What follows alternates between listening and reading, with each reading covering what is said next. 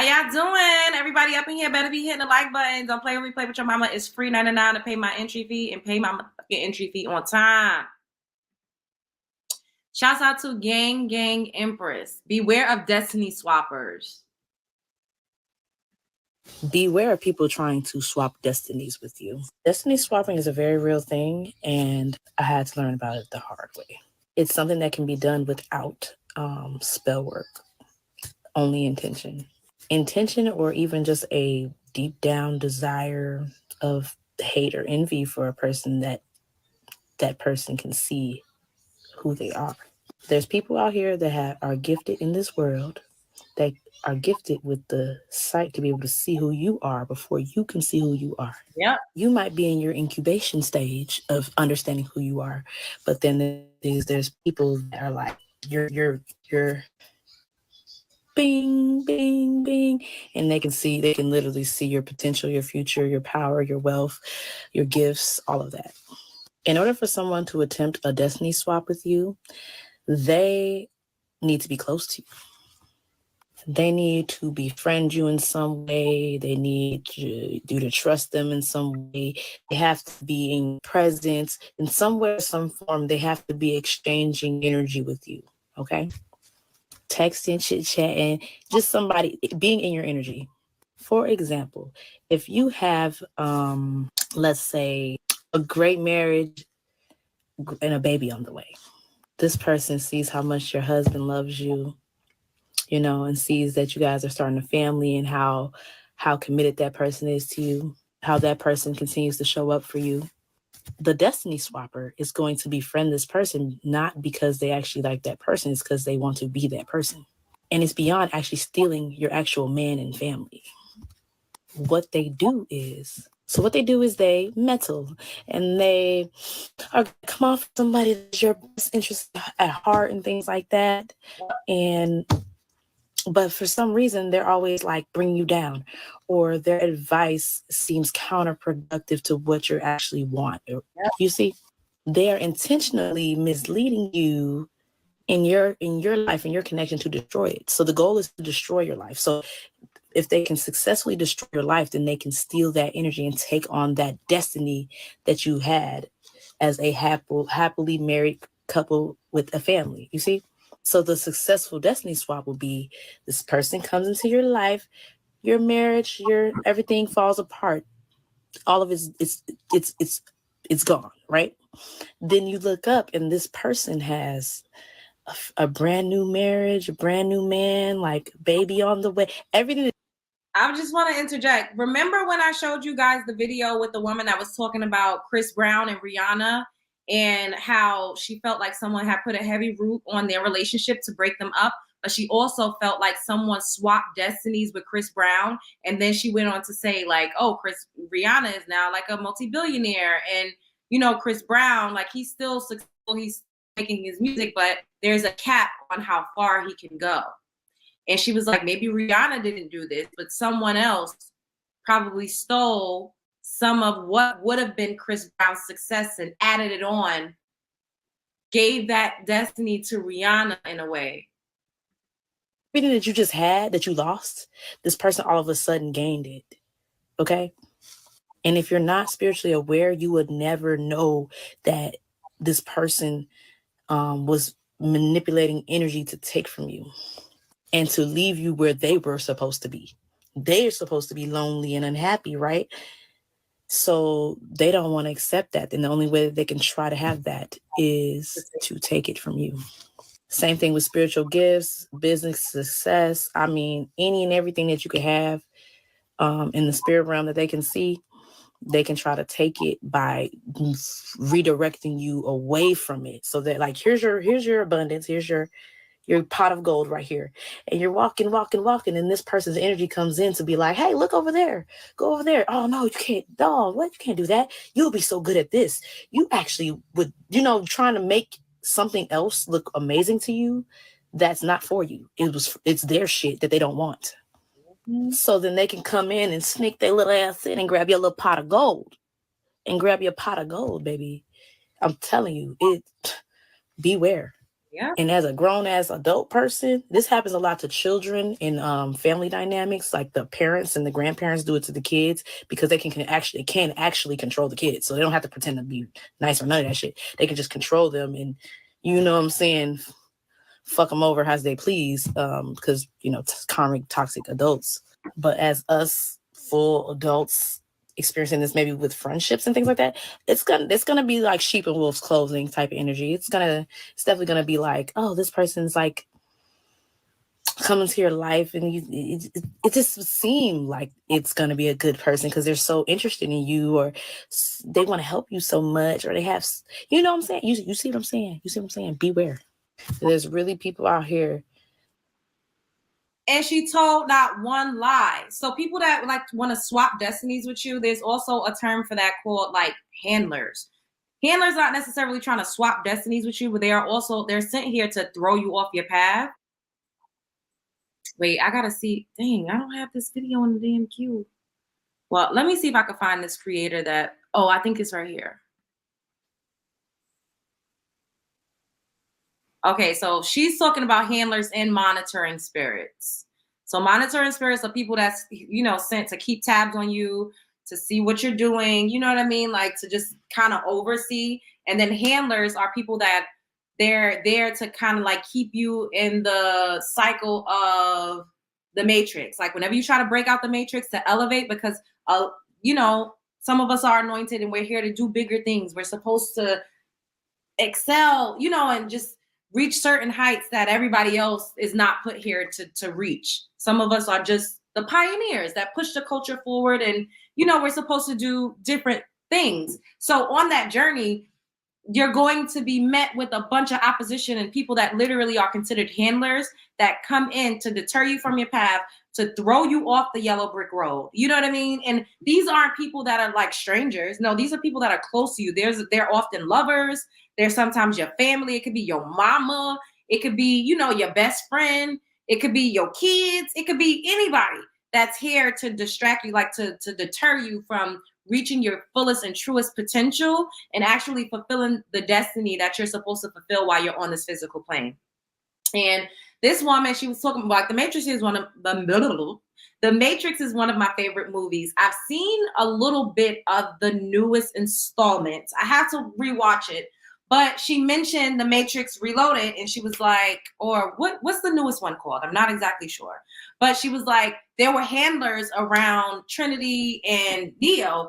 And whenever they would come together, you know, them being together, they were the ones that was going to dismantle the system and be able to defeat, you know, who's controlling and puppeteering. Like them together is what was needed in order for them to ascend and to be the greatest versions of themselves.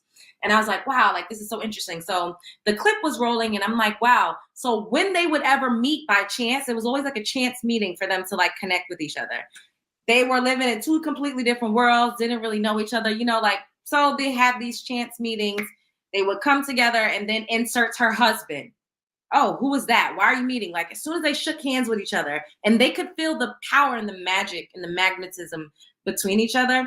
But immediately her kids, Mom, who is this? Where are you going? What are you doing? You know, like just breaking it up right then and there. Like, oh, nah, y'all two together is way too powerful. So we trying to keep this toxic cycle, this mundane cycle, this, you know, whatever this facade is, we need to keep you running on a hamster wheel. You getting with this person and really connecting with this person the way that we know y'all could do some damage, which of course would ultimately be for the greater good, but not for people that want to keep you down or that want to keep you in the cycle.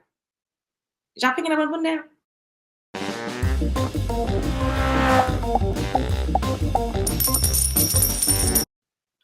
Okay. So thank you, Miss Lady. I hope I said it right. Thank you. All right. So she's about to break it down a little better. Or a little more. Shout out to Skin and Sage.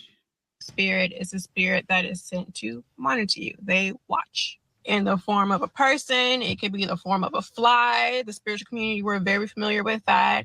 It can be a bug, it can be an animal, but their job is just to watch. Now, the difference between a handler is also a monitoring spirit, but they're a monitoring spirit that takes action. They're not just looking at you, they're getting in the game. Handler's intention with you is to know about your ins and outs, your whereabouts, and to keep you in the loop of the mundane every day and to keep you from breaking through. Keep you slow, stuck, sick if they can, distracted, not inspired. They'll try to destroy things. They'll try to keep you from even starting things. And it can be tough, especially if there's someone, that's really close to you.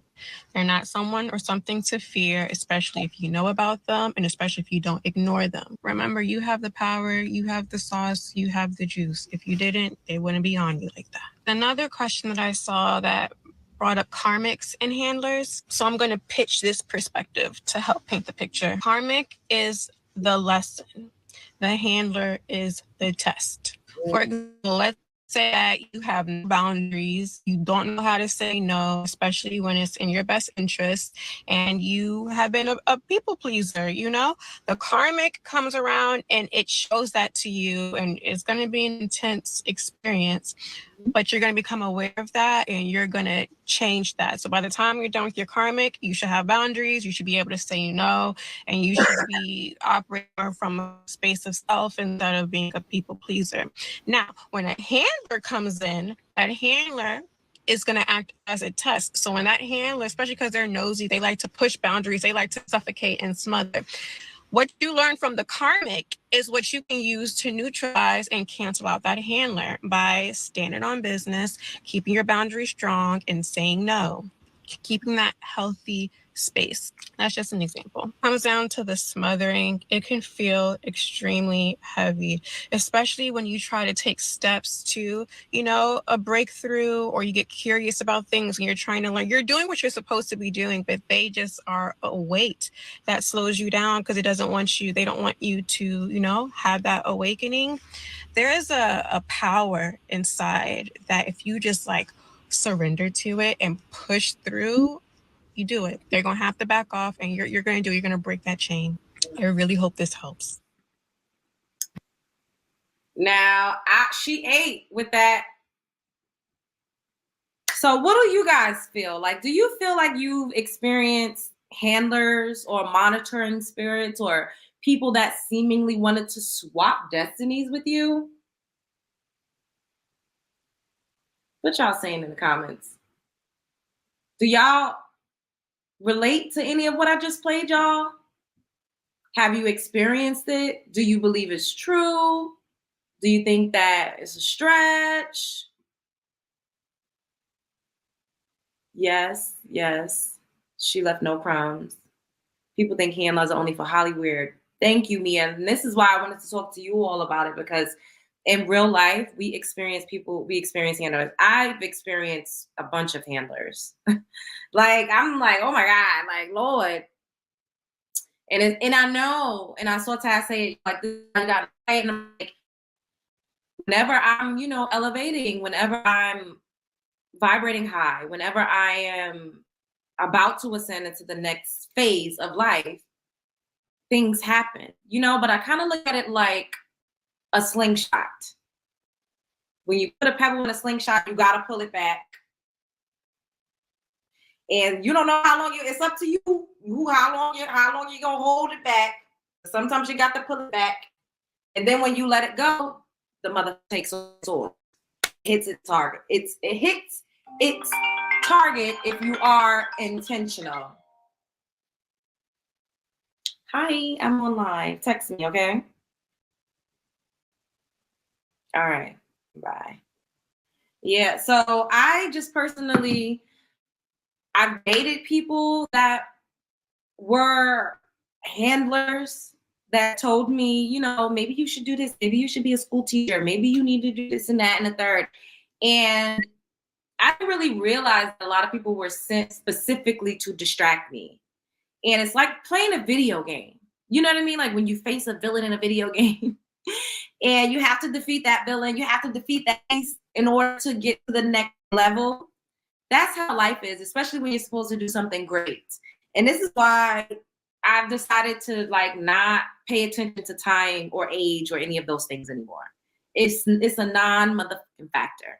Because when you do, it'll stop you from getting to the next level. It'll force you into a box. It'll make you settle. You know what I mean? Like when you are going strictly off of societal standards of where you're supposed to be at each phase in life, and as a woman, you should have surgery, whoop-de-woo. You'll be all lost in the sauce. It is that much harder to follow the yellow brick road to get to your final destination when you have so many distractions. It really is. That part, hella up, putting right in the freezer, putting that motherfucker on ice. Yes, no more being put in a box. That part, wake up. Yes, school days. That was a good one. Y'all gotta stay mysterious sometimes. Don't let the enemy have too much ammo. That part. Yep. Mine has shown up in the form of my mom, sis, exes, and friends. Wow. Mm-hmm.